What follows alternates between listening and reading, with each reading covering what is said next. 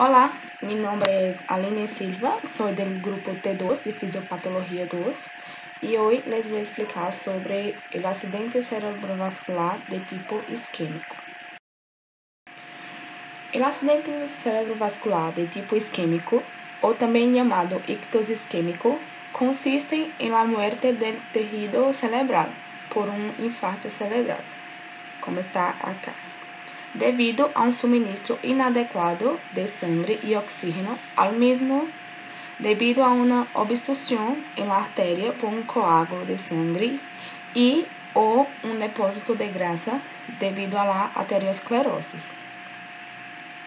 Los factores de riesgo son hipertensión arterial, diabetes mellitus, dislipidemia, cuando el LDL es menor a 130 mg por decilitro, y el HDL mayor a 40 mg por decilitro o en las mujeres mayor de 50 mg por decilitro. La obesidad, el tabaquismo, cuando la persona consume más de 5 cigarrillos diarios, la fibrilación auricular crónica o paroxística, la cardiopatía isquémica y la enfermedad cerebrovascular o eventos isquémicos transitorios previo. Los tipos. Tenemos el trombótico, que es el más común, y se produce cuando un coágulo sanguíneo, llamado de trombo, obstruye el flujo de sangre a ciertas partes del cerebro. El trombo puede formarse en una arteria afectada por arteriosclerosis. La arteriosclerosis es un proceso que se caracteriza por la acumulación de placa en el interior de la arteria. Esta placa vuelve más gruesa la pared arterial, estrechando el vaso. A medida que la placa se acumula en las arterias, la sangre circula de forma más lenta y lo que facilita la coagulación. Un vaso que tiene aterosclerose tiene más probabilidades de ser obstruido por un coágulo, interrompendo el flujo sanguíneo. Tenemos también el embólico. Es causado por un coágulo sanguíneo que se origina en otro lugar del organismo. Es más común se generar en el corazón y ese coágulo viaja hasta el cerebro. El coágulo obstruye una arteria que conduce ao cérebro o que se encontra dentro dele. Se produce um acidente cerebrovascular embólico quando se desprende um fragmento do coágulo, é o que chamamos de émbolo. Esse é transportado por la corrente sanguínea hasta el cerebro, donde las arterias se ramifican en vasos pequeños. El émbolo llega a un punto donde no puede seguir avanzando y se queda atrapado, obstruyendo una pequeña arteria cerebral e interrumpiendo el flujo de sangre.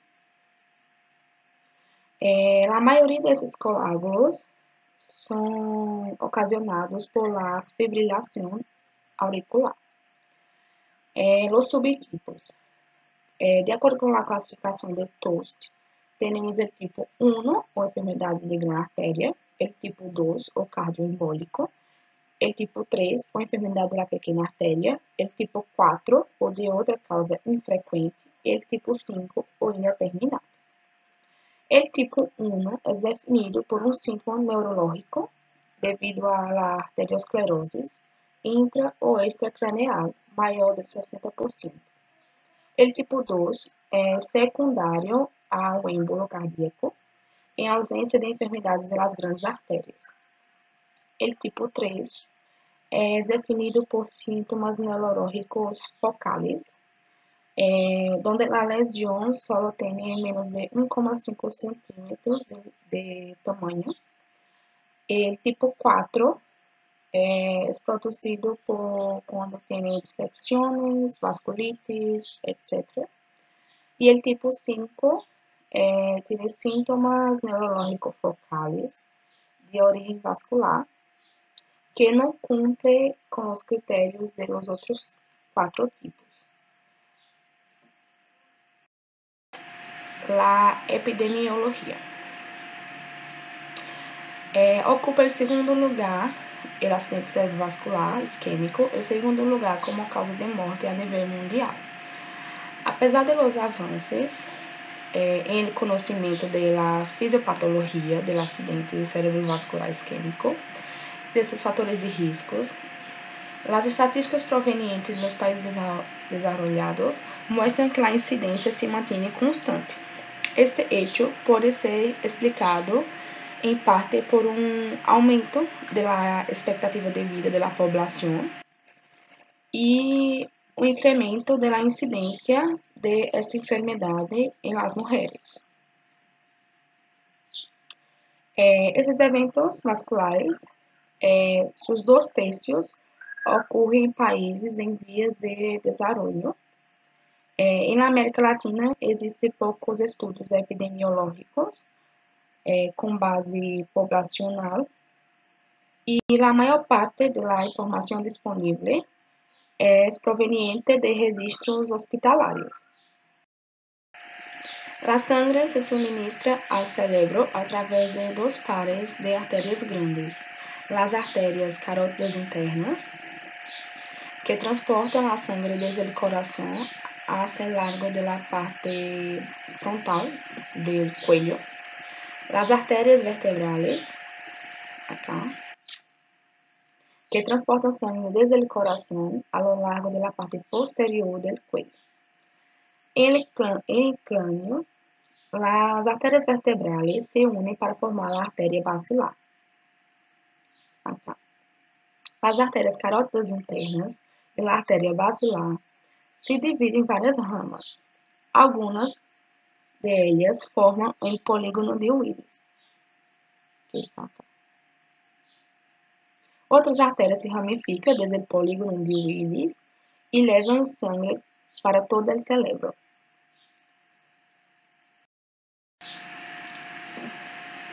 Quando as grandes artérias que irrigam o cérebro estão bloqueadas, algumas pessoas podem não sentir os sintomas de um ACV isquêmico, pero outras pessoas com o mesmo tipo de obstrução têm um ACV massivo. As artérias colaterais correm entre outras artérias, proporcionando conexões adicionais para a sangre percorrer. As artérias incluem como o polígono de Willis e suas ramificações, seriam as artérias colaterais. Algumas pessoas nascem com grandes artérias colaterais, que podem oferecer proteção contra esses acidentes cerebrovasculares. Quando uma artéria está bloqueada, o fluxo sanguíneo continua através de uma artéria colateral, o que às vezes provém derrame cerebral. Outras pessoas nascem com pequenas artérias colaterais. O corpo também pode proteger-se contra os ACVs mediante o crescimento de novas artérias, que seria a angiogênese. Quando os bloqueios se desenvolvem de forma lenta e gradual, pode surgir novas artérias com o tempo para manter o suministro de sangue na área afetada do cérebro. E isso vai prevenir um derrame cerebral. Se ocorrer um ACV, o crescimento de novas artérias pode ajudar a prevenir um segundo ACV, pero não pode revertir o dano já hecho. Algumas neuronas mueren se o fluxo sanguíneo é menor a 5% do normal em cerebro e maior a 5 minutos. Pero a extensão da lesão depende da gravidade da isquemia. Se a isquemia é leve, o dano se produz lentamente, pero esse pode passar de 3 a 6 horas antes de que se produza a perda completa do tecido cerebral. Pero se a isquemia é grave, ou seja, mais de 15 a 30 minutos, todos os tecidos afetados mueren, ou seja, tiene infarto.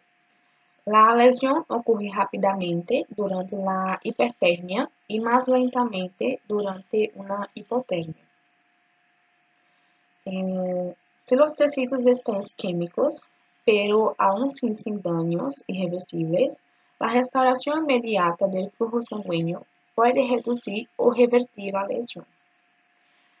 Los mecanismos de lesión isquémica son el edema, la trombosis microvascular, la apoptosis y el infarto con necrosis celular. Los mediadores inflamatorios, que conocemos la interleucina, el factor de necrosis tumoral, contribuyen para formar el edema y la trombosis microvascular. El edema, cuando es grave o muy extenso, puede aumentar la presión intracraneal. La necrosis puede ser por la pérdida de las reservas de ATP, por la pérdida de la homeostasis, por el daño en la membrana celular, por la acidosis intracelular, entre otros.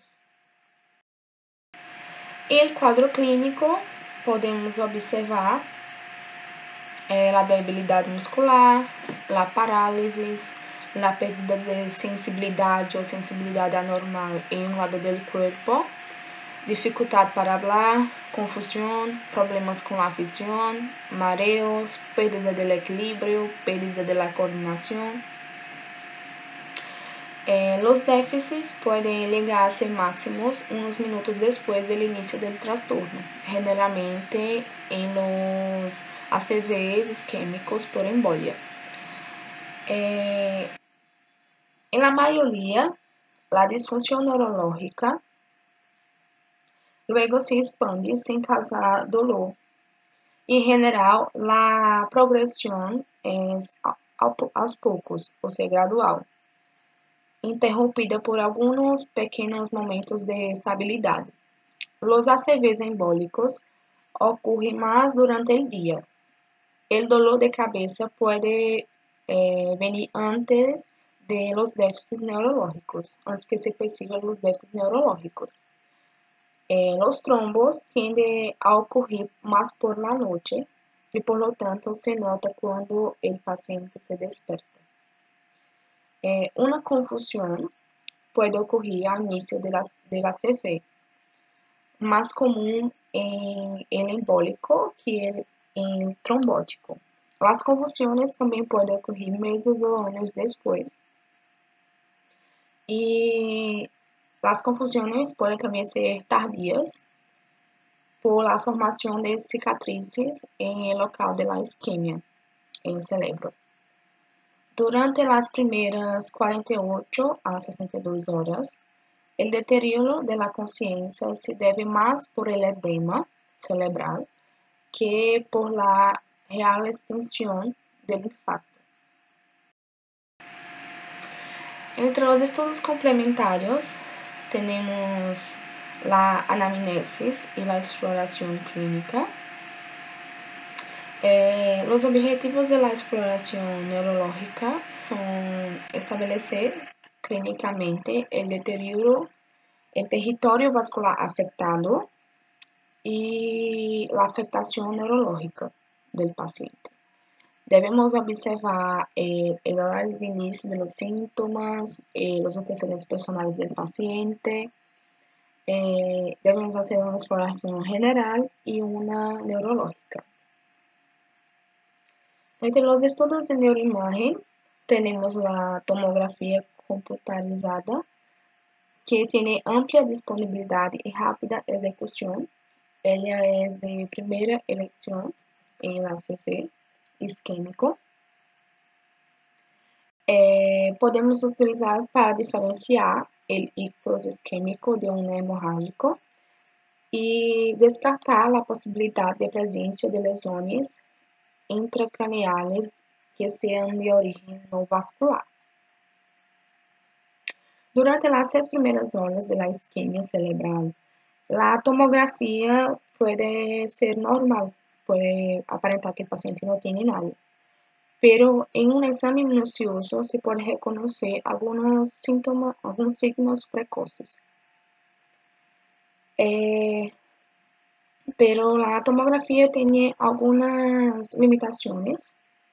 por ejemplo, la extensiva variabilidade de signos precoces, a escassa sensibilidade para detectar um terrível isquêmico, entre outras coisas.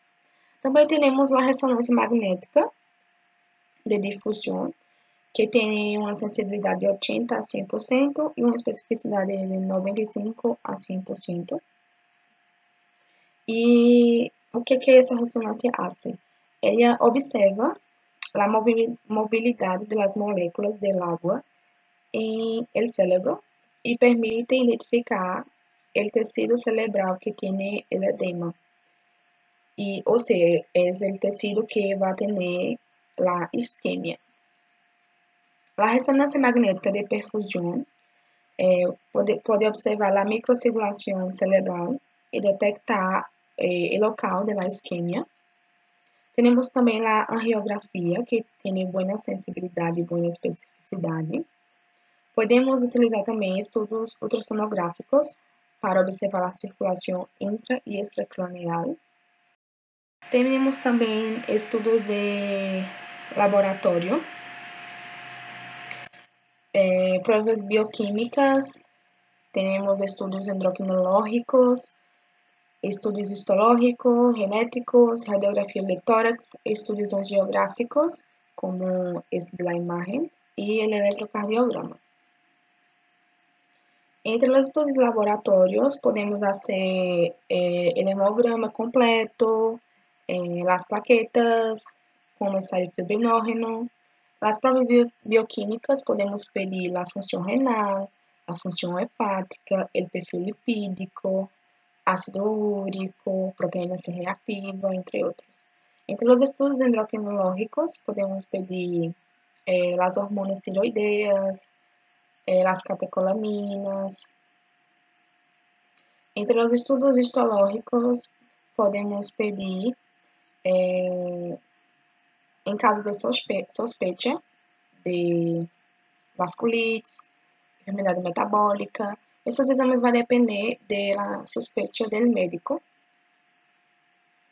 E também os estudos genéticos, radiografias, entre outros. E o eletrocardiograma se deve realizar de forma sistemática a todos os pacientes. É útil para a detecção e avaliação das arritmias cardíacas, o que ajuda a valorar a coexistência de uma cardiopatia isquêmica ou transtornos do ritmo cardíaco secundários a uma lesão por isquemia. Em tratamento médico, temos medicamentos para dissolver os coágulos de sangue ou para reduzir a probabilidade de que a sangue se coagule, como o ativador tisular recombinante de plasminógeno, el TPA. Durante as 3 primeiras horas, é administrado intravenoso. A administração do TPA diretamente no cérebro por meio de um catéter. E em tratamento quirúrgico, podemos fazer a endarectomia carotídea.